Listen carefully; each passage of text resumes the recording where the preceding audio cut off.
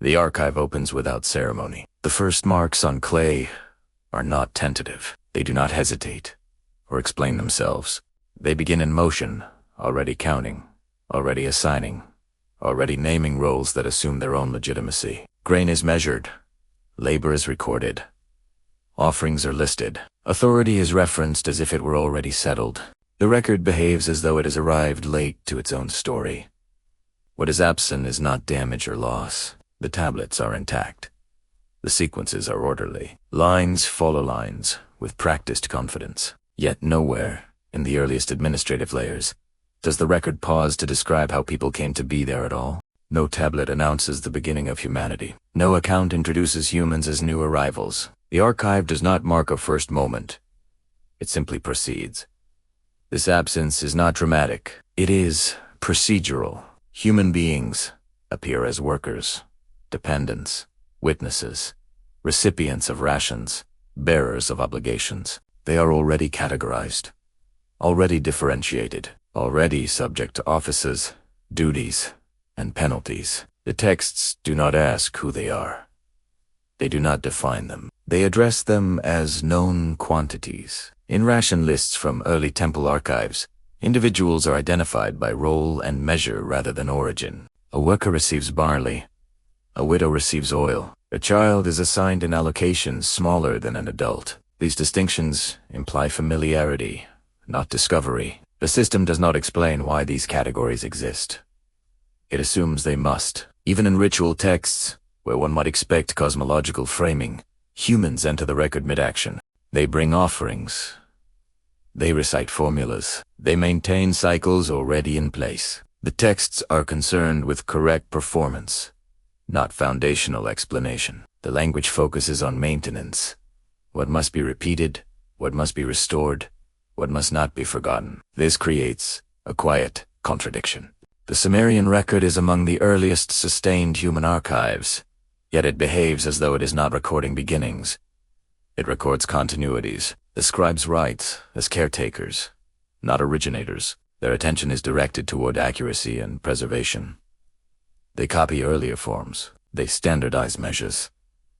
They correct deviations. They do not speculate.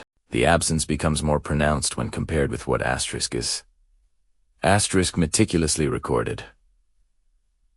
Titles are precise. Calendrical notations align with agricultural cycles. Offerings are listed down to the smallest unit. Even mistakes are noted and corrected. If the origin of humanity were a matter relevant to administration, it might be expected to appear somewhere within this density of concern.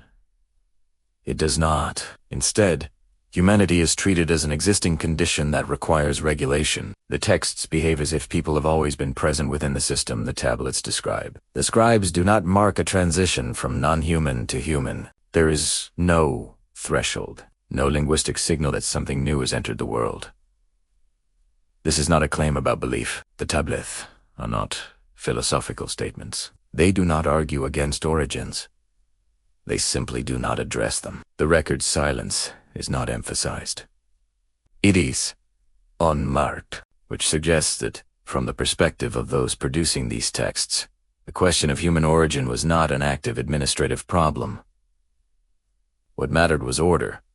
Who owed labor? Who received rations? Which rituals had to be performed and when? These concerns presuppose a stable population whose presence does not require justification. Humanity is embedded within the record as infrastructure, not as narrative subject. Even when the texts gesture toward deep time, they do so obliquely. Phrases such as "in those days" or "from long ago" appear without anchoring events. Time stretches backward without a clear starting point. The past is treated as extended rather than initiated. The record seems to remember continuity more than creation. The scribes themselves are revealing in this regard. Their training tablets show exercises in copying signs and lists, not composing stories of beginnings. To learn to write was to learn to replicate what already existed. Mastery meant fidelity. Innovation was not the goal. Preservation was. This orientation shapes what the archive contains and what it omits. A system concerned with inheritance does not narrate its own birth. It maintains itself by repetition. It assumes that what exists has precedent, even if that precedent is not articulated. The contradiction, then, is subtle but persistent. One of the world's earliest written civilizations leaves behind a vast record of human activity without ever formally introducing humanity itself. The tablets begin in the middle of things. They behave as though something foundational has already occurred elsewhere, earlier, or outside the scope of what needs to be written down. If the archive refuses to begin, if it treats humanity as already in place, then what kind of event would have been considered worthy of record at the very start, and why does the earliest writing turn instead toward authority, obligation, and order? The silence surrounding human beginnings does not stand alone for long. It is echoed almost immediately by the way authority enters the record. When kingship appears in the tablets, it does not emerge. It arrives. The earliest king lists do not describe a process by which power was assembled, negotiated, or earned. They state, with administrative.com, that kingship was present. The phrasing is consistent and unelaborated. Kingship came down. It is not said to be invented, chosen, or constructed. It is treated as something that can be transferred intact, like an object or an office, from one place to another. This language does not belong to myth alone. It appears within records designed to establish legitimacy, sequence, and continuity. The lists arrange rulers in order, assign them reign lengths, and locate them within specific cities. The concern is not how kingship began, but where it resided at any given time. Authority is mobile, but never provisional. What is striking is not that the lists contain legendary figures or improbable reigns, but that the structure of kingship itself is never in question. From the first name onward, the office behaves as though its rules are already known. A king reigns, a city holds kingship, another city receives it. The transfer requires no explanation. In administrative terms, this suggests that kingship was understood as a pre-existing institution, not an experimental one. The texts do not record debates over authority. They do not define the scope of royal power. They do not explain why kingship should exist.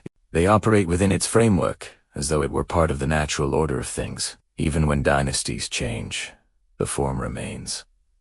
Titles persist. Ritual obligations attached to kingship remain stable. The king is responsible for justice, for temple maintenance, for offerings to the gods. These duties appear fully articulated from the beginning of the written record. They are not developed over time in the texts. They are assumed. The phrase "came down" is particularly revealing. It implies vertical movement rather than horizontal invention. Authority is not shown as emerging from the community. It descends into it. Yet the texts do not elaborate on the source of this descent. The point is not where it came from, but that it arrived already shaped. This framing places kingship alongside humanity itself in the archive's logic.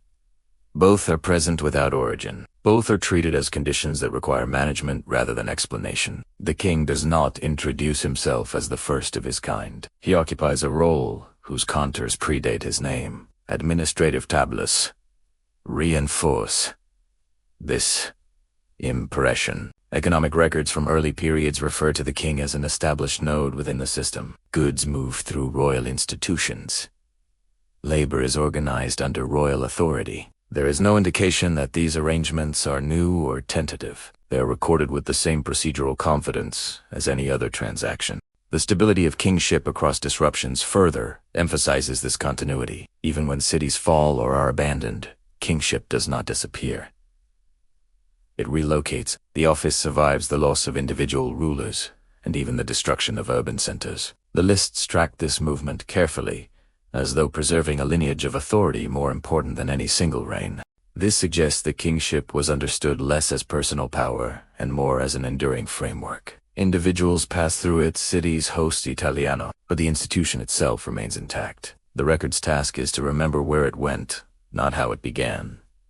Such treatment raises a quiet problem. If kingship is already formed at the start of writing, then it must predate the archive that records it. The scribes are not inventing the office on clay. They are documenting its position within a system they inherit. Writing, in this sense, becomes a tool for tracking something older than itself. The absence of an origin story for kingship mirrors the absence of an origin story for humanity.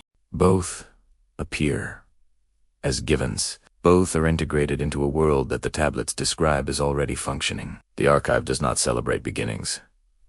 It manages continuities, yet kingship is always tied to place.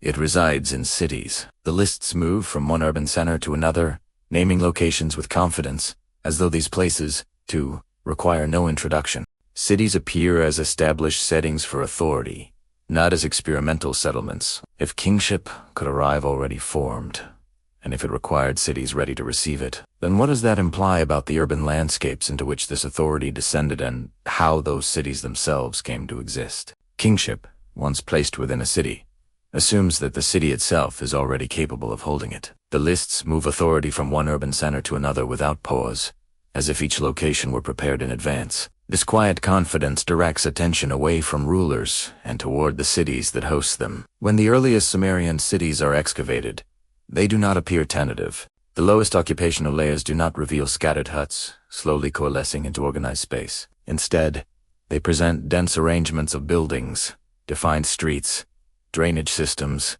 and zones of specialized activity. The city enters the archaeological record as a functioning organism. At sites such as Uruk, the earliest levels already show large-scale construction. Temple complexes are not small, shrines expanded over generations. They appear substantial from their first phases, built according to consistent plans and oriented with care. Walls align. Courtyards repeat standardized proportions. The materials are locally sourced, but the design suggests forethought rather than improvisation. There is little evidence of Triland-era urbanism. Streets are laid out with intention. Residential areas are separated from institutional ones. Storage facilities appear alongside administrative spaces. These arrangements imply prior knowledge of how a city should function. They do not read as experiments frozen in mud brick. What is absent, again, is a founding moment. No dedicatory inscriptions announce the creation of the city. No archaeological layer marks a ceremonial beginning. Instead, the city seems to grow downward into deeper time. Its earliest forms already shaped by expectations about movement, congregation, and authority. This challenges a common assumption about early urban life. If cities were inventions, one might expect to see transitional forms.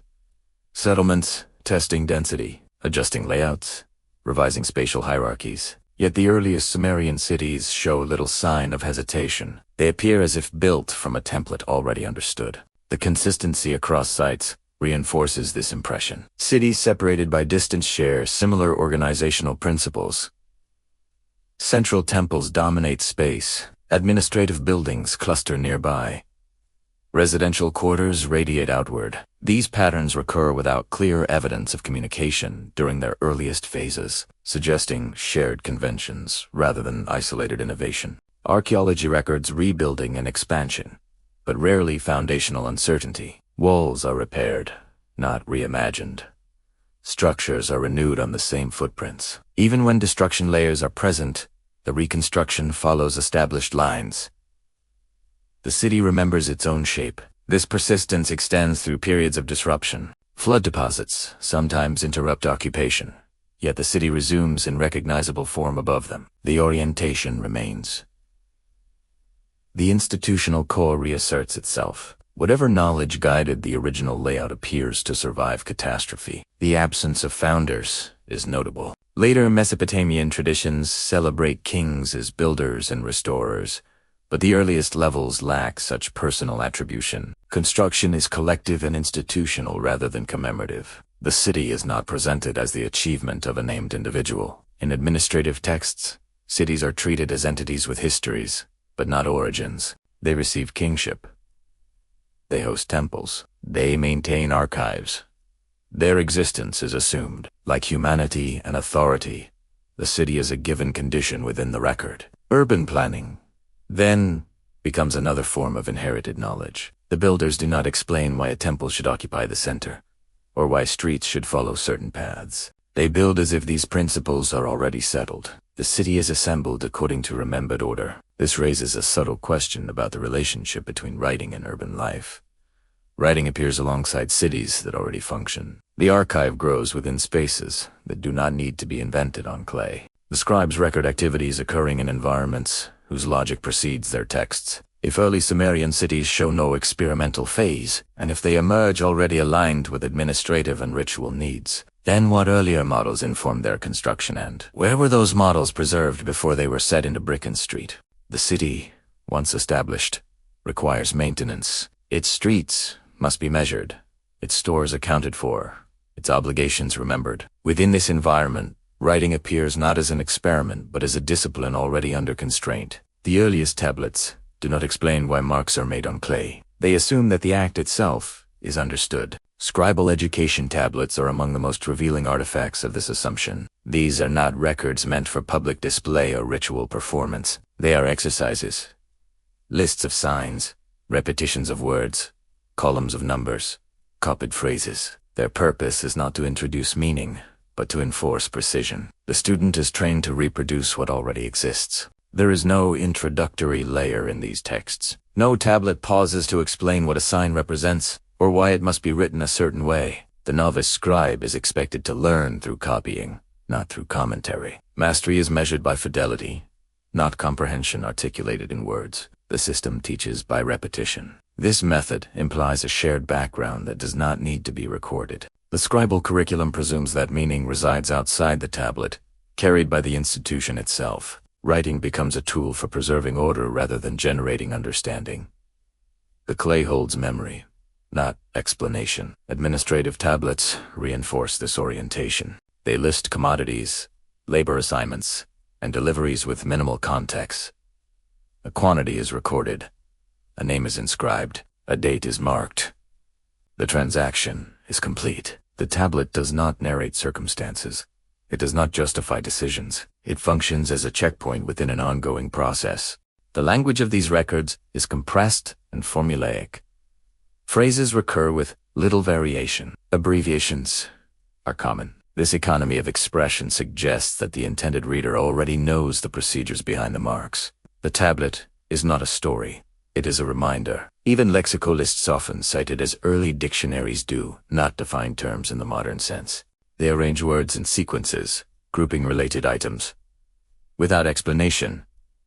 Animals follow animals. Tools follow tools. Professions are listed without description. The list assumes familiarity with the world it names. This approach to writing aligns with the broader pattern seen in kingship and urban form. Writing enters the record as a stabilizing force within an already functioning system. It does not announce itself as a new technology reshaping society. It behaves as though its role is to support inherited structures. The absence of explanatory texts is notable. There are no manuals on how to govern, how to build a city, or how to establish authority. What survives are records of how these things are maintained. The scribes document outcomes, not origins. They record what must be remembered to keep the system running. Mistakes in tablets are sometimes corrected, scraped away, or over. These corrections reveal standards that precede the individual scribe. There is a right way to write, and deviation is noted. The standard exists independently of the student. Learning consists of aligning oneself with it. This has implications for how knowledge was understood. Knowledge is not presented as discovery. It is inheritance. The scribe does not invent categories. He learns to reproduce them accurately. The tablet becomes a vessel for continuity, ensuring that procedures survive individual lives. Such a system depends on stability. It assumes that tomorrow will resemble yesterday closely enough for copied knowledge to remain relevant. It also assumes that disruptions can be repaired by reference to preserved forms. Writing becomes a safeguard against forgetting, not a tool for innovation. This perspective casts the earliest writing in a particular light. Rather than marking the birth of complex thought, it marks a commitment to preservation. The act of writing suggests that something valuable already exists and must be kept intact. The clay does not create memory. It stores. Italiano. If tablets are written for people who already know, then writing itself is a secondary layer, built atop a foundation of shared understanding that remains largely unrecorded. The archive preserves traces of that foundation without describing it. What happens then when that shared understanding is interrupted? When the continuity that writing is meant to protect is challenged by forces beyond the city's control? There is no introductory layer in these texts. No tablet pauses to explain what a sign represents, or why it must be written a certain way. The novice scribe is expected to learn through copying, not through commentary. Mastery is measured by fidelity, not comprehension articulated in words. The system teaches by repetition. This method implies a shared background that does not need to be recorded. The scribal curriculum presumes that meaning resides outside the tablet, carried by the institution itself. Writing becomes a tool for preserving order rather than generating understanding. The clay holds memory, not explanation. Administrative tablets reinforce this orientation. They list commodities, labor assignments, and deliveries with minimal context. A quantity is recorded. A name is inscribed. A date is marked. The transaction is complete. The tablet does not narrate circumstances.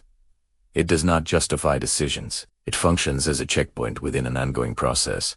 The language of these records is compressed and formulaic. Phrases recur with little variation. Abbreviations are common.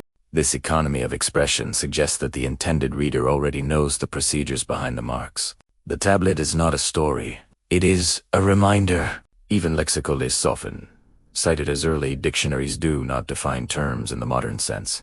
They arrange words in sequences, grouping related items without explanation. Animals follow animals. Tools follow tools. Professions are listed without description. The list assumes familiarity with the world it names. This approach to writing aligns with the broader patterns seen in kingship and urban form. Writing enters the record as a stabilizing force within an already functioning system. It does not announce itself as a new technology reshaping society. It behaves as though its role is to support inherited structures. The absence of explanatory texts is notable. There are no manuals on how to govern, how to build a city, or how to establish authority. What survives are records of how these things are maintained. The scribes document outcomes, not origins. They record what must be remembered to keep the system running. Mistakes in tablets are sometimes corrected, scraped away, or overwritten. These corrections reveal standards that precede the individual scribe. There is a right way to write, and deviation is noted. The standard exists independently of the student. Learning consists of aligning oneself with it. This has implications for how knowledge was understood. Knowledge is not presented as discovery. It is inheritance. The scribe does not invent categories. He learns to reproduce them accurately. The tablet becomes a vessel for continuity, ensuring that procedures survive individual lives. Such a system depends on stability. It assumes that tomorrow will resemble yesterday closely enough for copied knowledge to remain relevant. It also assumes that disruptions can be repaired by reference to preserved forms. Writing becomes a safeguard against forgetting, not a tool for innovation. This perspective casts the earliest writing in a particular light. Rather than marking the birth of complex thought, it marks a commitment to preservation. The act of writing suggests that something valuable already exists and must be kept intact. The clay does not create memory. It stores. Italiano. If tablets are written for people who already know, then writing itself is a secondary layer, built atop a foundation of shared understanding that remains largely unrecorded. The archive preserves traces of that foundation without describing it. What happens then when that shared understanding is interrupted? When the continuity that writing is meant to protect is challenged by forces beyond the city's control? Writing, designed to preserve what is already understood, assumes that continuity can be maintained. Yet the archaeological record introduces a disturbance that tests this assumption. In several Sumerian cities, layers of silt interrupt the built environment. Walls disappear beneath flood deposits. Floors are sealed by mud. Occupation pauses. When building resumes, it does so above a line of disruption that cannot be ignored. These flood layers are not uniform across Mesopotamia, nor do they correspond neatly to a single event. They vary in depth, composition, and date. What they share is their position within otherwise continuous urban sequences. The city does not end. It is interrupted.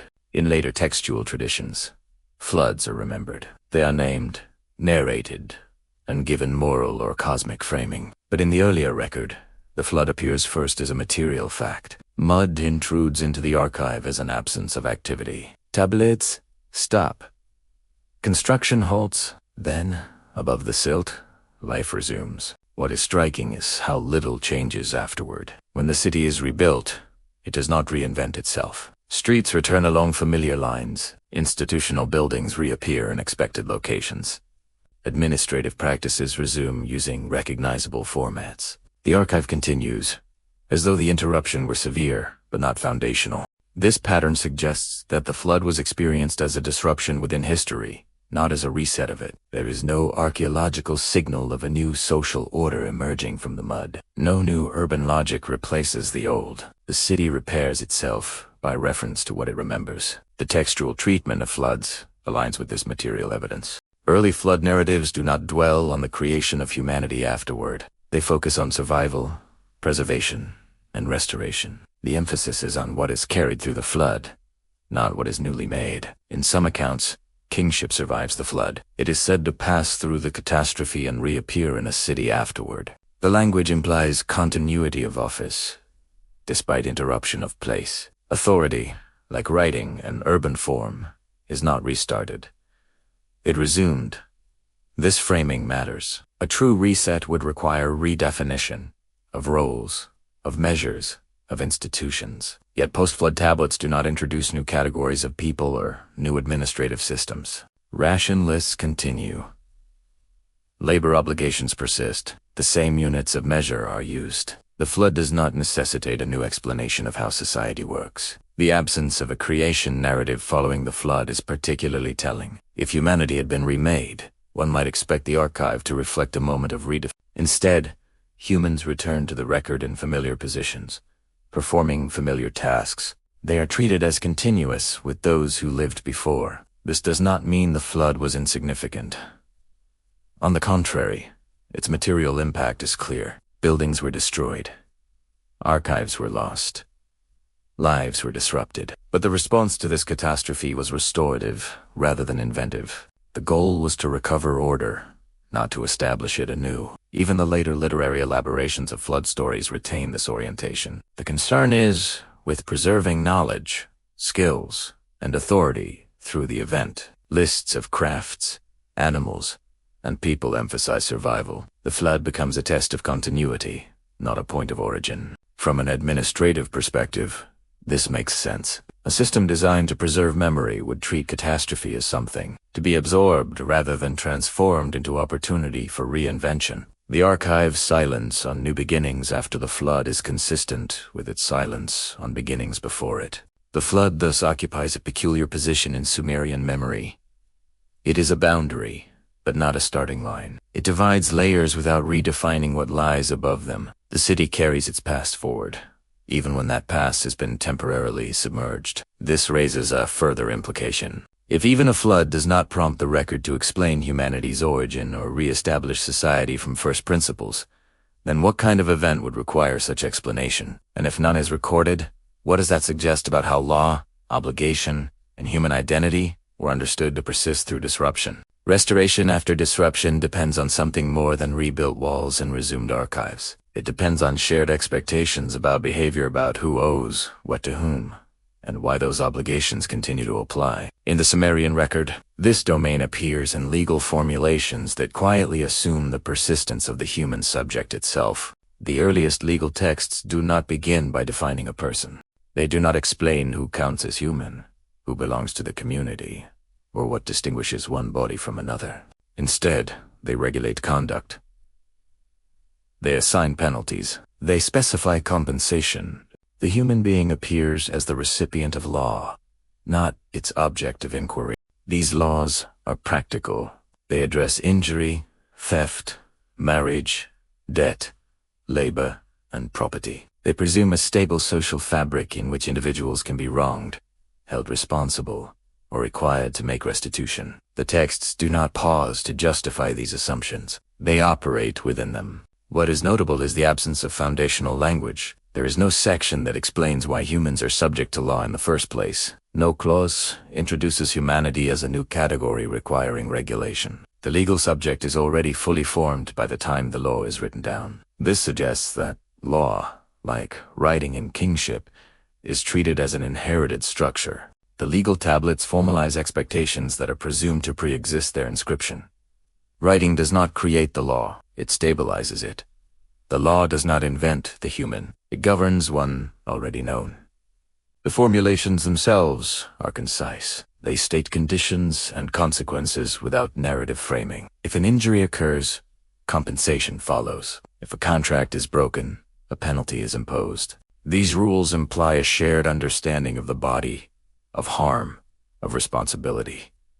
None of this is explained in the text. Even distinctions within humanity between free persons and adults and children, men and women, are handled administratively rather than philosophically. The law assigns different outcomes to different statuses, but it does not explain how those statuses came to be. They are treated as established facts. This administrative tone aligns with the broader archival pattern. The scribes record what must be enforced, not why enforcement is necessary. The law exists to maintain order, not to describe its origins. The human subject of law is assumed to persist through time, capable of bearing obligation across generations. The continuity is especially clear when legal practices persist across periods of disruption. After floods or political collapse, legal formulations reappear with recognizable structures. Measures remain consistent. Categories endure. The law does not reintroduce humanity as if it were starting anew. This endurance implies that the concept of the human body and the social expectations attached to it was considered stable enough to survive catastrophe. The law does not reframe injury or responsibility after the flood. It resumes its work as though the same kinds of bodies and relationships remain in place. The absence of a first human in legal texts is not an oversight. It reflects a worldview in which humanity does not need to be defined because it is already embedded in practice. The law regulates behavior within a system that presumes long familiarity with human capacities and vulnerabilities. Intisense. Law functions as another form of memory. It encodes expectations inherited from the past and projects them forward.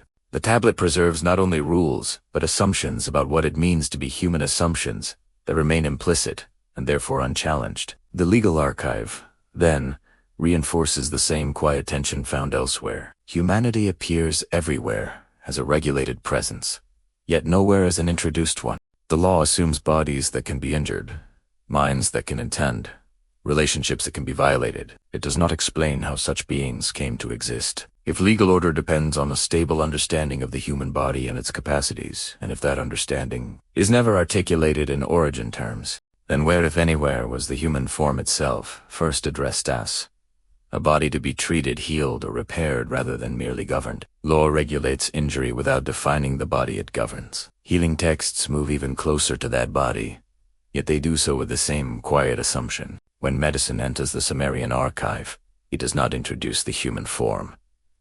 It addresses it as already known. The earliest medical tablets are practical in character. They list symptoms, substances, procedures, and expected outcomes. A condition is named. A treatment is prescribed. The body is acted upon. Nowhere is there an attempt to describe how the body came to be, how its parts were assembled, or how its functions emerged. The healer works within a map that requires no explanation. An ailment is located in a limb, an organ, or a function. Pain is recognized as a recurring phenomenon. Fever is identified. Swelling is measured. These observations imply long familiarity. The texts do not read like the first encounters with human physiology. They read like refinements within an established practice. The language of these prescriptions is precise, but not exploratory. Ingredients are named with confidence. Procedures are ordered. Incantations, when present, are formulaic rather than speculative. They accompany treatment. They do not replace it. The body is treated as a stable object of intervention, not as a mystery newly discovered. What is absent is transitional language. There are no texts describing bodies becoming human, or organs taking shape, or capacities emerging for the first time. Illness is not framed as a deviation from an ideal newly created form, but as a disturbance within a familiar one. Healing aims to restore balance, not to complete formation. This orientation mirrors what is seen in law. Just as the legal subject is assumed to exist prior to regulation, the medical subject is assumed to exist prior to treatment. The healer does not ask what a body is. He asks how it has gone wrong and how it can be corrected. The treatments themselves suggest accumulated knowledge. Recipes combine plant, mineral, and animal substances in measured quantities. The repeated appearance of certain ingredients across tablets implies tested effectiveness rather than experimental trial. The archive preserves combinations that have worked before. Even the way symptoms are described points to inherited understanding. Conditions are named consistently across texts. The same ailment appears in different cities with similar treatments. This consistency suggests shared medical conventions rather than isolated innovation. Healing texts also assume continuity across generations. They are written as references to be consulted, not as discoveries to be celebrated. The scribe records the procedure so that it can be repeated, not so that it can be admired. Medicine, like writing itself, functions as preservation. The human body within these texts is not abstract. It is specific and practical. It bleeds. It swells. It weakens. It recovers. These realities are treated as constants. The healer's task is not to redefine the body, but to work within its known limits. This approach leaves little room for origin narratives. A body that must be healed is already fully present. The archive's concern is with maintaining its functionality, not explaining its existence. The absence of formative language suggests that the body was never perceived as a recent arrival requiring documentation of its creation. The same can be said of the relationship between medicine and catastrophe. After floods or social disruption, medical practices resume without reformulation. The same ailments are recognized. The same treatments are applied. The body, like the city and the law, persists through interruption. This persistence implies a shared understanding that survives loss of records and rebuilding of institutions. The body becomes another constant around which memory is organized. Healing texts preserve methods because the object of those methods remains recognizable. In this way, medicine reinforces the broader pattern of the archive. Humanity appears not as a problem to be solved, but as a condition to be maintained. The body is treated as an inherited form, stable enough to support centuries of accumulated practice. If healers worked from an assumed map of the human body, and if that map required no written justification, then how were its proportions, limits, and vulnerabilities standardized across cities and generations, and what systems ensured that such measurements of the human form remained consistent enough to be treated as given? The body that can be healed must also be measured. Treatment depends on quantities, durations, and proportions that do not drift from one generation to the next. In the Sumerian archive, numbers appear as quietly resilient structures, surviving the same disruptions that bury cities and interrupt writing itself. The earliest mathematical tablets do not introduce counting to Yapli Italiano. Units of measure are used without definition. Capacities for grain, lengths of land, weights of materials are recorded as though their meanings are already fixed. The scribe does not explain why a measure is shaped as it is. A relies on Italiano. These systems are not crude approximations. They are complex and internally consistent. Sexagesimal counting governs calculations across different domains, from agriculture to architecture. Fractions are handled with confidence. Conversions between units are standardized. The mathematics behaves as a mature system, not an emerging one. What is striking is how little these systems change over time. Across centuries, marked by political collapse, dynastic shifts, and environmental stress, the same numerical structures persist. A capacity measure before a flood remains intelligible after it. A land unit retains its meaning despite changes in who controls the land. This persistence suggests that numbers functioned as a form of institutional memory. They anchored transactions in a shared framework that could survive the loss of individual records. Even when tablets were destroyed, the system they represented endured well enough to be reinstated. Metrology, the science of measurement, reveals this continuity most clearly. Standard measures appear across cities separated by distance and time. The consistency implies coordination or inheritance rather than independent invention. Builders, administrators, and traders operated within the same quantitative language. There is no evidence in the tablets of debates over how to measure, no records of reformulating units or abandoning older systems in favor of new ones. Adjustments occur, but within the same framework. The structure remains intact. Numbers are treated as reliable. They do not require justification. A field is measured. A delivery is counted. A labor obligation is quantified. These acts presume trust in the system that produces the numbers. That trust appears to predate the tablets that record it.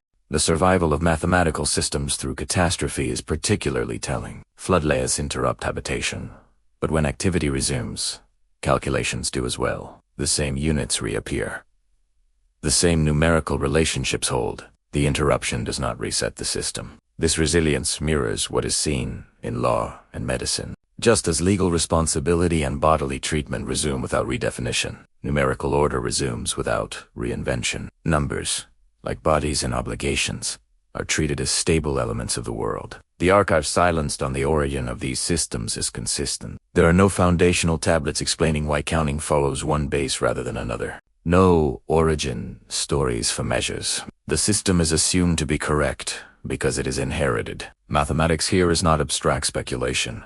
It is embedded in daily practice. It governs how much grain feeds a worker, how much land sustains a household, how much time is owed to a task. Its reliability underwrites the functioning of the city. Because of this, numbers become one of the strongest indicators of continuity. They connect generations who never meet, ensuring that obligations remain comparable across time. A debt recorded centuries apart can still be understood within the same quantitative frame. If numbers survive catastrophe unchanged, then they must be grounded in something perceived as permanent.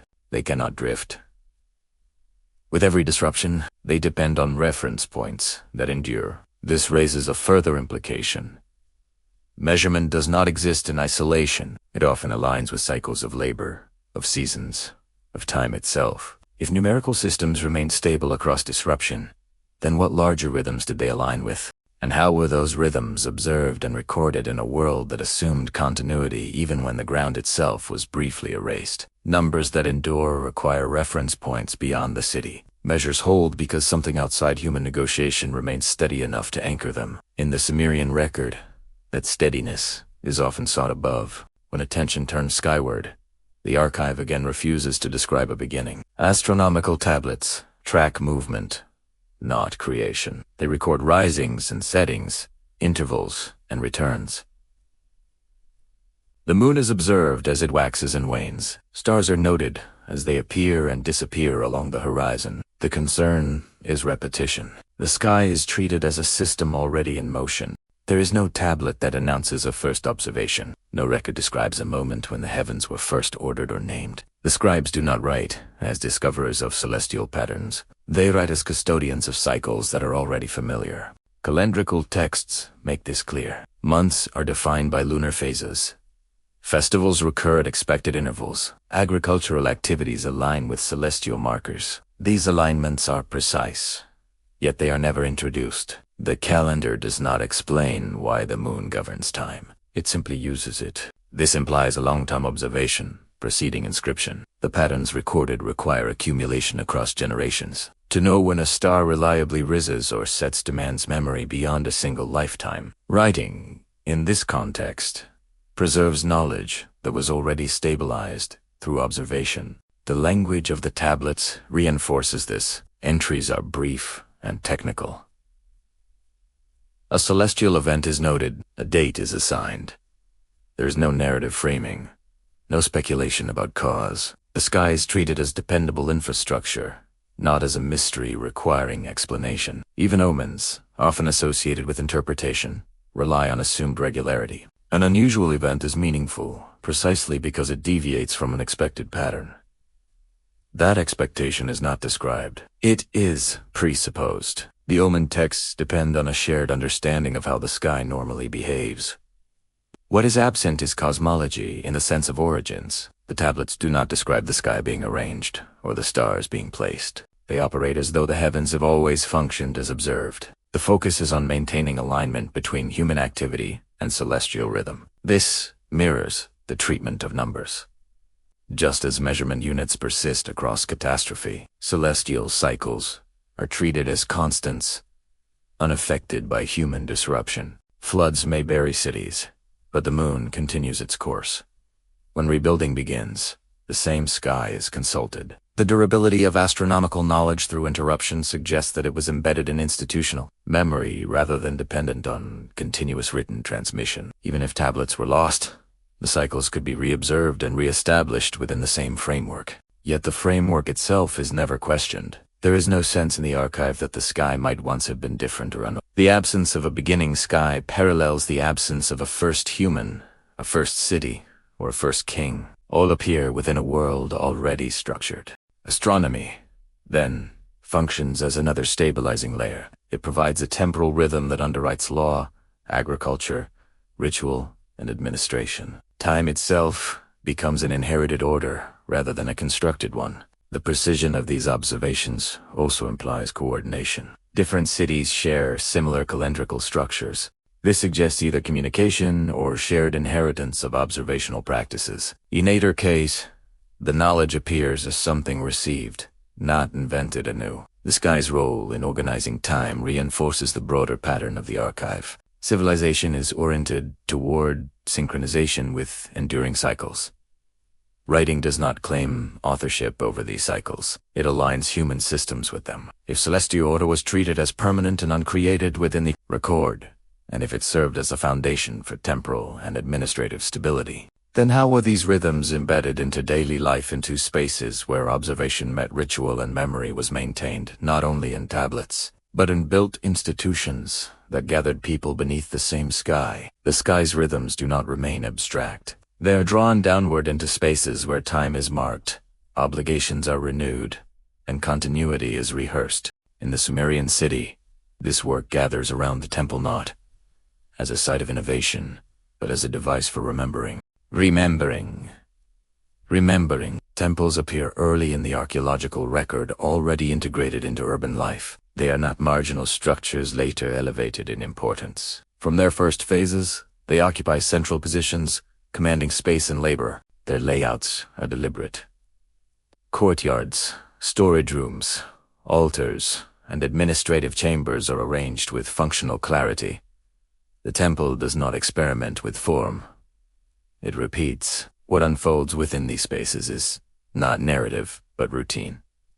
Offerings are made according to established schedules. Rituals follow prescribed sequences. The texts associated with temples are dominated by lists. Goods received, goods distributed, personnel assigned, dice observed. The emphasis is on correct repetition. Temple archives are especially revealing. They preserve records of transactions that bind the city to its gods and to itself. Grain moves in and out. Animals are accounted for. Labor is organized around cultic needs. These records do not explain why such exchanges matter. They assume their necessity. Ritual texts reinforce this assumption. They instruct performance without commentary. Words are recited because they have always been recited.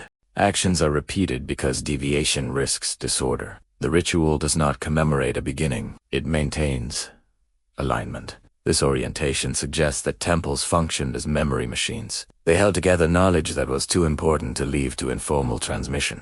By embedding repetition into daily practice, they ensured that cycles continued even when individual actors changed. The gods associated with temples are treated similarly. They are addressed as established authorities rather than newly arrived beings. Their names, titles, and preferences are recorded with specificity, but their origins are rarely detailed. The concern is with proper relationship, not genesis. Temple rebuilding after destruction follows the same logic. When a structure is damaged or buried, it is restored on the same footprint. The orientation remains. The ritual calendar resumes. The temple remembers its own shape. Reconstruction is an act of recall rather than redesign. This persistence is not limited to architecture. Institutional roles within temples endure as well. Priests, administrators, and workers perform functions that remain recognizable across centuries. Titles persist. Duties recur. The archive tracks continuity rather than transformation. Temples also mediate between celestial cycles and human schedules. Festivals align with lunar phases. Offerings mark seasonal transitions. The temple becomes the point where the sky's regularity is translated into communal action. Time is not theorized. It is enacted. The administrative nature of temple texts further underscores their role as stabilizers. They resemble economic records more than theological treatises. The gods receive rations. The temple manages surplus. These practices integrate divine authority into the same bureaucratic framework that governs the city. Innovation is not absent, but it is constrained. Changes occur through adjustment, not rupture. New offerings may be added, but within existing structures. The system absorbs variation without losing form. Memory governs change. This makes the temple a crucial counterpoint to catastrophe. When floods disrupt cities, temples are among the first institutions to be restored. Their rituals re-establish temporal order. Their archives restart administrative flow. The temple helps the city remember itself. The absence of origin narratives within temple practice is therefore consistent. A machine designed to preserve continuity does not narrate its own creation. It operates by assuming that what it maintains has always required maintenance. In this way, temples anchor civilization as an inherited process. They store not only goods and records, but expectations about time, authority, obligation, and the proper conduct of humans toward forces larger than themselves. If temples function to preserve memory through repetition and administration, quietly absorbing disruption without redefining foundations, then what happens when the forces they serve named but rarely explained begin to shift in how they are described within the record, moving from assumed presence to something more distant and conceptual? The temple preserves continuity by repetition, but it does not explain why authority exists. Within its records, divine names appear with the same administrative regularity as human offices. Among these names, the Anunnaki occupy a particular position present, referenced, but rarely introduced. When the Anunnaki appear in the Sumerian record, they do not arrive as creators stepping onto an empty stage. They are already embedded within systems of obligation. They receive offerings. They preside over decisions. They are invoked in matters of judgment and order. The texts treat them less as narrative figures and more as functional authorities within an existing framework. This is most evident in how their names are used. The Anunnaki are listed rather than described. They are grouped, counted, and assigned roles. Their presence is procedural. They authorize outcomes. They witness oaths. They appear in contexts where decisions must be anchored to something beyond human dispute. What is absent is a detailed account of their origin or arrival. The tablets do not record a moment when the Anunnaki first entered the world or began their work. They do not narrate creation through them in the earliest administrative layers. Instead, the Anunnaki are assumed to be in place, much like kingship, law, and the city itself. In legal and ritual contexts, their function becomes clearer. They are associated with decrees, destinies, and judgments. These are not acts of creation, but acts of regulation. The Anunnaki appear to oversee order rather than bring it into being. Their authority stabilizes processes already underway. This administrative framing contrasts with later elaborations, where divine figures are woven into more explicit cosmological narratives. In earlier records, however, the Anunnaki are not storytellers' protagonists. They are part of the institutional backdrop.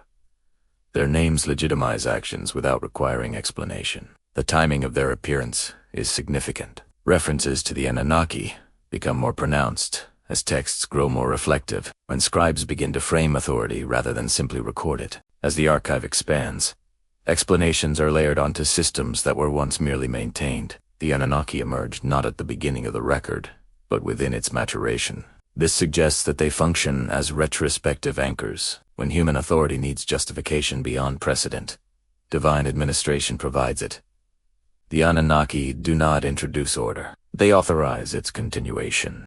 Their presence answers questions that arise later, not problems that existed at the start. Even when they are linked to humanity, the language remains indirect. Humans are said to serve, to labor, to fulfill roles. The Anunnaki received this service, but the texts do not dwell on how such relationships began. The focus is on obligation, not origin. This pattern aligns with the broader archival logic. The Sumerian record consistently treats systems as inherited realities. When explanation becomes necessary, it does not reach back to a moment of creation. It assigns oversight. Authority is layered onto continuity. The Anunnaki then occupy a space between assumption and explanation. They are present enough to stabilize meaning, but distant enough to avoid narrative detail. Their authority is real within the record, yet their beginnings remain unarticulated. This ambiguity is preserved across disruptions. After floods or political collapse, the Anunnaki remain part of the institutional vocabulary. They do not need to be reintroduced. Their role persists even when cities fall and archives are rebuilt. The divine administration survives alongside human administration. What changes over time is not their function, but how much is said about them. As texts grow more interpretive, the Anunnaki become explanatory figures, yet this explanatory role is layered onto a system that already existed without it. They are called upon to justify, not to originate. This reframing challenges later assumptions. If the Anunnaki are treated primarily as administrators within the record, then their significance lies in how they maintain order rather than how they create it. They become part of the machinery of continuity. But administrative systems depend on stability. They assume that offices will endure,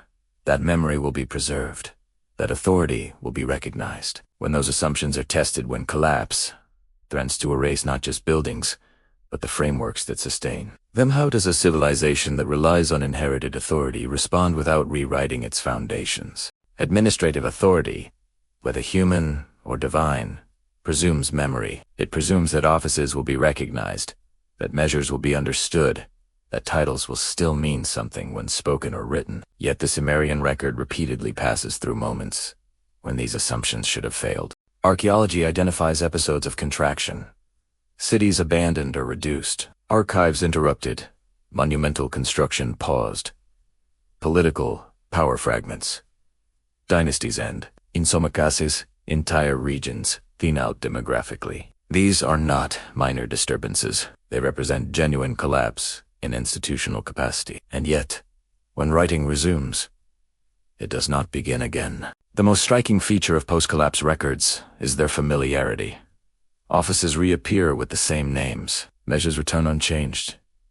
Titles are reused without clarification. The texts do not explain these terms as if to a new audience. They assume recognition. Administrative tablets have to collapse, often look like continuations rather than ration systems follow established units. Labor categories remain intact. The structure of records, how information is arranged on claritons with little variation. Even handwriting styles resume recognizable forms. This persistence suggests that collapse did not erase institutional memory. Knowledge survived beyond the lifespan of individual cities or regimes. It endured in people, practices, and expectations that outlasted formal authority. The survival of titles is especially telling. Offices tied to palace, temple, and administration re-emerge even when political power has shifted dramatically. A new ruler adopts old designations. A restored city reinstates familiar roles. The legitimacy of authority is grounded in continuity, not novelty.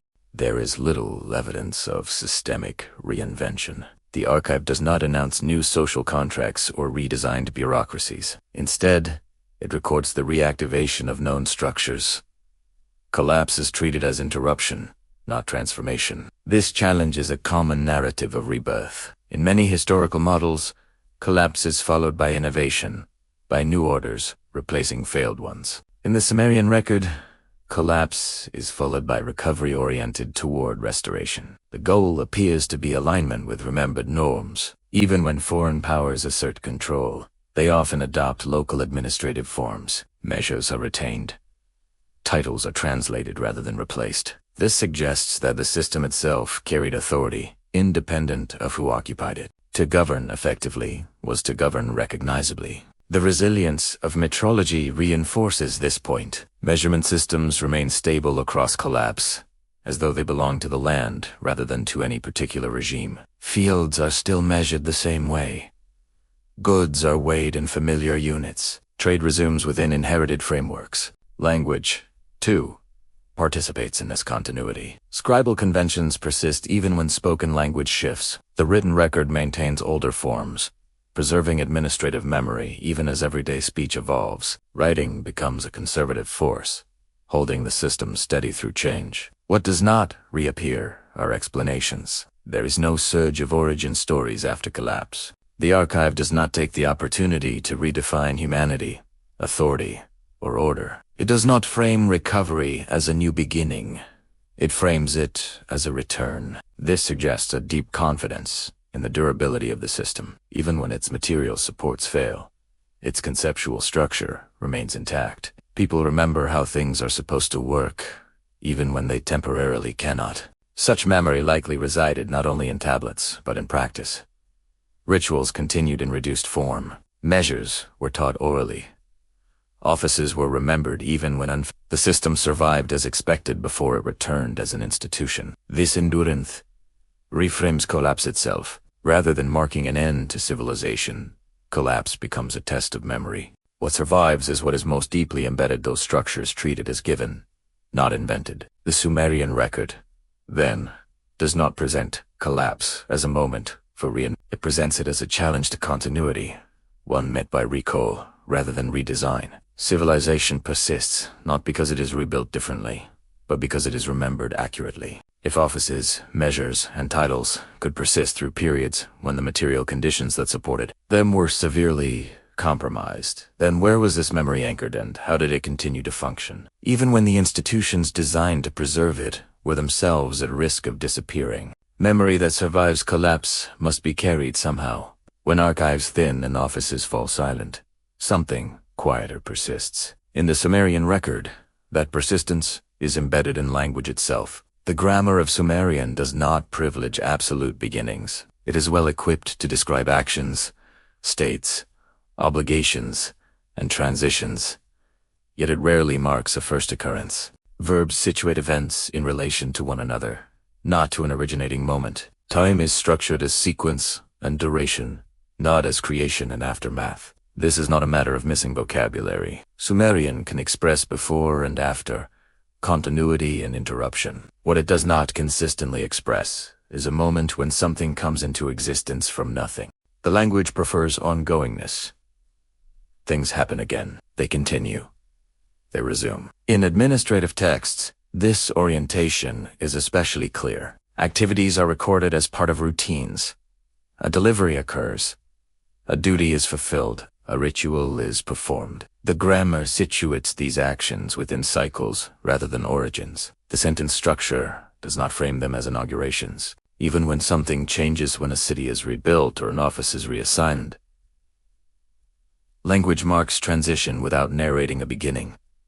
A role is taken up. An institution is restored. The grammatical emphasis is on assumption of function, not on creation of it. This linguistic tendency reinforces what is seen materially and institutionally. Collapse interrupts, but it does not linguistically reset. The same verbal constructions describe activity before and after disruption. There is no grammatical signal that a new world has begun. The avoidance of absolute beginnings also appears in narrative texts. When stories reach back into deep time, they do so without anchoring events to a singular starting point. Phrases evoke antiquity rather than origin. Time extends backward without a clear edge. This does not mean that Sumerian speakers lacked concepts of beginnings. Rather, the written language does not foreground them. It does not organize meaning around the first time. Instead, it treats the world as already underway. Such grammar supports a worldview in which legitimacy derives from continuity. Actions are valid because they follow precedent. Authority is recognized because it fits within an existing sequence. Language itself reinforces the idea that what matters is alignment with what has already been. The persistence of this grammatical structure across centuries is notable. Even as political power shifts and cities rise and fall, the written language maintains its orientation. The way events are framed does not drift toward origin-centered explanation. Continuity remains the default. This has implications for how memory is preserved. If language resists marking beginnings, then memory is organized around maintenance rather than invention. What is remembered is how things are done, not how they started. Such a system would make it difficult to articulate a radical new beginning, even if one occurred. The language would fold it into existing patterns, describing it as transition rather than genesis. Disruption becomes variation within continuity. This may explain why the archive remains silent on certain questions. It is not only institutional choice but linguistic habit that keeps origins at a distance. The grammar itself is a vessel for inherited assumptions. Language, then, joins law, medicine, number, and ritual as another layer of stability. It carries forward expectations about how the world unfolds. It resists framing history as a series of starts. It prefers duration. If the structure of the language itself reinforces continuity and avoids absolute beginnings, then similar patterns might be expected wherever societies organize memory around inheritance rather than invention, raising the question of whether this linguistic stance is unique. or whether it appears elsewhere in early civilizations that developed without contact, yet seem to remember the world in the same way. If continuity is embedded in language, institution, and practice, it need not be unique to one region. The Sumerian record does not stand alone in its refusal to narrate absolute beginnings. Elsewhere, in early civilizations separated by geography and environment, similar patterns appear not as evidence of shared origin, but as comparable responses to the problem of memory. In the Nile Valley, early administrative records emerge alongside fully formed institutions. Royal titles appear stabilized. Measures are standardized. Ritual calendars align with celestial cycles. Like in Mesopotamia, writing enters as a tool of maintenance rather than experimentation. The earliest inscriptions record offerings, labor, and authority without introducing the human subject. In the Indus region, urban centers such as Mohenjo-Daro present another case. Their planning is regular, their drainage systems sophisticated, their measurements consistent across vast areas. Yet inscriptions, sparse as they are, do not announce founders or beginnings. The city appears as a working system, not as a project in formation. Across the ocean, early Andean societies show similar tendencies. Monumental architecture arises with standardized forms and orientations. Administrative tools, such as knotted records, encode quantities and obligations without narrative framing. Authority is embedded in structure rather than explained in text. What links these cases is not contact, but orientation. Each develops systems that assume continuity rather than narrate invention. Writing or record keeping, where present, functions to stabilize practice. Measurement systems persist. Offices endure. Architecture repeats established forms. These parallels suggest that once societies reach a certain level of institutional complexity, their primary concern shifts from explaining origins to preserving order. The archive becomes conservative by design. It remembers what must continue. Importantly, none of these civilizations begin their records by explaining humanity's creation. Humans appear as participants, not subjects of inquiry. The body is regulated, fed, healed, and governed, but rarely introduced. This does not imply that these cultures shared a hidden history. It suggests that similar problems produce similar archival behaviors. When continuity becomes essential, origins recede from record. The Sumerian case is therefore not anomalous, but exemplary. Its abundance of material allows the pattern to be traced in detail. Elsewhere, the same pattern appears in fragmentary form. The absence of explicit beginnings across independent civilizations complicates modern expectations. We often look to early records for origin stories, yet early archives may have been designed to do something else entirely, to ensure that what already existed would not be lost. If this orientation is widespread, then the question shifts. Instead of asking why early civilizations failed to record beginnings, we might ask why they chose to record continuity so carefully. And if multiple societies independently organize memory around inheritance rather than invention, then what does this suggest about the kind of knowledge they believed was most vulnerable to loss and most necessary to preserve? The parallels suggest a pattern, but the Sumerian archive allows that pattern to be examined with unusual clarity. Thousands of tablets survive.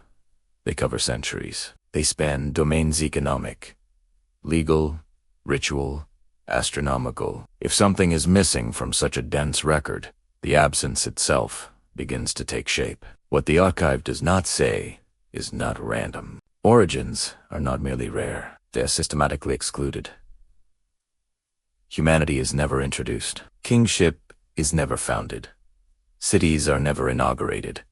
Measures are never justified. The omissions are consistent across genres and periods. This consistency matters. If origins were simply forgotten, traces would appear unevenly. A damaged tablet here, a partial story there. Instead, the silence is structured. The same questions go unanswered again and again, even as adjacent details are preserved with care.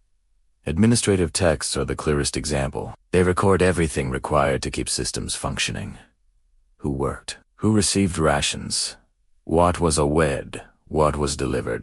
They track deviations, shortages, and corrections, yet they never step back to explain why the system exists in the first place. This suggests that the purpose of the archive was never explanatory in the modern sense. The scribes were not curating a story about beginnings. They They were maintaining a framework. Writing was employed to prevent loss, not to satisfy curiosity. Omission, in this context, becomes a form of selection. What is written down is what is vulnerable. Quantities must be recorded because they can be misremembered. Obligations must be written because they can be disputed. Procedures must be preserved because they can decay. Origins, by contrast, may have been considered stable enough to remain unwritten or irrelevant to daily operation. If humanity, authority, and order were treated as givens, then recording their beginnings would not have served an administrative function. The archive's priorities reveal its assumptions. It assumes that people will continue to exist, that bodies will behave in familiar ways, that authority will require recognition, that cities will need management. These assumptions are never defended. They are simply enacted.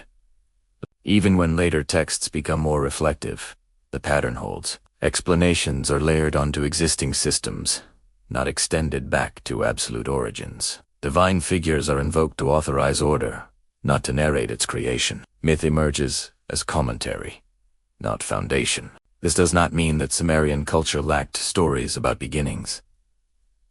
Oral traditions may have circulated. Ritual may have encoded symbolic origins, but the written archive, the part of culture most invested in permanence, consistently avoids committing such stories to clay. Clay is reserved for what must endure unchanged. Origins, perhaps, were not meant to endure in that way. They may have been flexible, interpretive, or context-dependent. Writing fixes. The archive fixes only what must not drift. The selectivity becomes clearer when contrasted with what is repeated. Lists recur across centuries. Titles are reused. Measuras persist, even phrasing is conserved. The archive works to minimize variation.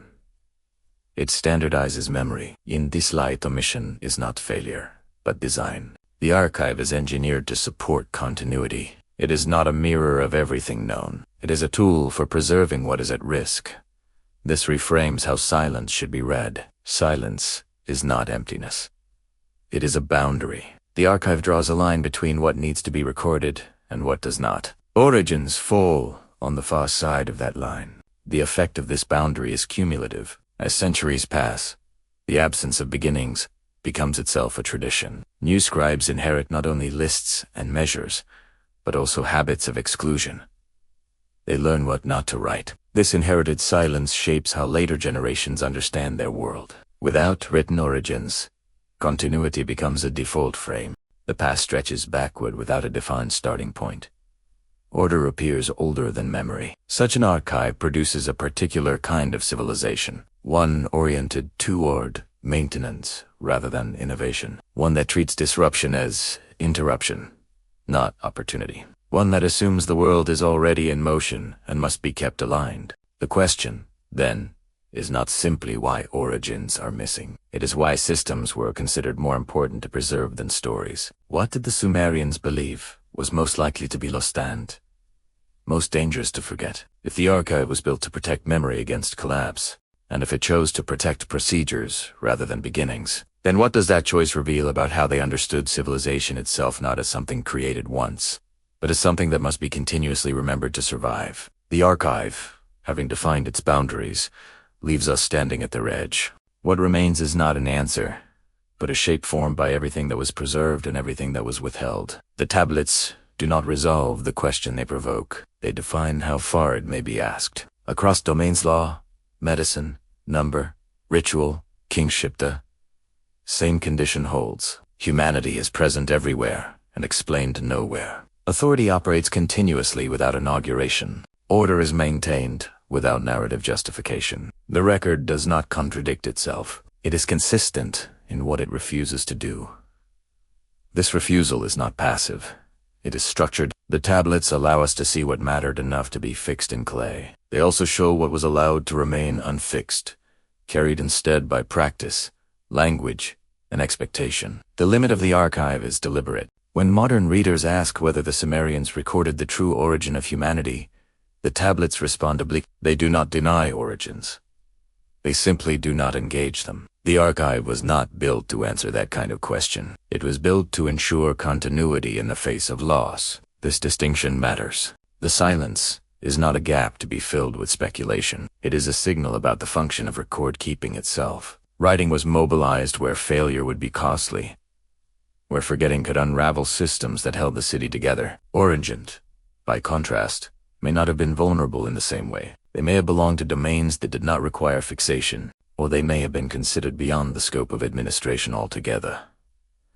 In either case, they were not written. The tablets therefore guide interpretation by constraint. They permit questions about how systems operate, how they persist, how they recover. They do not permit questions about the first moments. When pressed, the archive does not break its silence. It holds Italiano. This holding shapes the entire historical landscape. Without written beginnings, time stretches backward without a clear threshold. Civilization appears less as an event and more as a condition. Humanity is not introduced, it is encountered. The Anunnaki, kingship, law, and ritual all function within this condition. They stabilize, regulate, and authorize, but they do not explain how the condition arose. Their authority is retrospective. It secures what already exists. Even catastrophe fails to puncture this frame. Floods interrupt, collapse, disrupts, but the system resumes by recall. The archive records return, not rebirth. Memory prevails over novelty. This does not mean that the Sumerians lacked curiosity about beginnings. It means that curiosity was not what writing was for. The archive is utilitarian, conservative, and selective. It preserves what must survive change. By respecting these limits, interpretation changes. The question shifts from what did they know to what did they choose to record, and from there to what kind of civilization requires this kind of record. The tablets allow us to ask whether humanity was treated as an invention or as an inheritance. They allow us to see that within the written record, humanity functions as a given stable enough to be governed, healed, measured, and obligated without explanation. They do not allow us to say why. That boundary is important. To cross it would be to impose questions the archive was not designed to answer. To remain within it is to learn something quieter. How a civilization understood its task in time. The Sumerian record does not tell us where humanity came from. It tells us how humanity was maintained. It shows us a world oriented toward preservation rather than proclamation. In that orientation, origins, receipt. What matters is alignment between past and present, between sky and city, between memory and action. Civilization is not narrated as a beginning but enacted as a continuation. The tablets, then, leave us with a question shaped by restraint rather than revelation. Not a question about what happened once, but about what was believed to always require care. If the earliest written civilization chose to record everything necessary to keep the world functioning and deliberately left the origin of humanity outside that record, then what does that choice tell us about how they understood the nature of humanity itself and whether its beginning was ever meant to be fixed in clay at all?